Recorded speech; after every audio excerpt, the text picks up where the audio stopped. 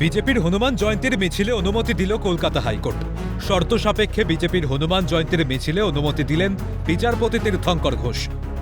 বিচারপতি ঘোষের নির্দেশ, বিজেপি হনুমান জয়ন্তীর মিছিল করতে পারবে কলেজ স্ট্রিট বাটা মোড় থেকে অমর স্ট্রিট থানা সংলগ্ন হরিঘোষ স্ট্রিট হনুমান মন্দির পর্যন্ত।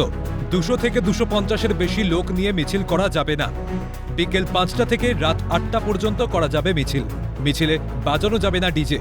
মিছিলে উপস্থিত থাকবেন শুভেন্দু অধিকারী সহ অন্যান্য নেতারা। প্রসঙ্গত, আগামী 12ই এপ্রিল বেলা 1টা থেকে বিকেল 5টা পর্যন্ত হনুমান জয়ন্তী উপলক্ষে রেড রোডে মিছিল করতে চেয়ে পুলিশের কাছে অনুমতি না মেলায় হাইকোর্টের দ্বারস্থ হয়েছিল বিজেপি। উল্লেখ্য, এর আগে রামনবমী উপলক্ষে হাওড়ায় জোড়া মিছিল করতে চেয়েও হাইকোর্টের দ্বারস্থ হয়েছিল বিজেপি। এবার হনুমান জয়ন্তীর মিছিল করার ক্ষেত্রেও ছবিটা এক।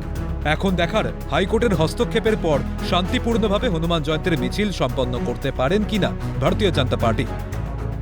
অভিরূপা হাজরার রিপোর্ট, ক্যালকাটা নিউজ।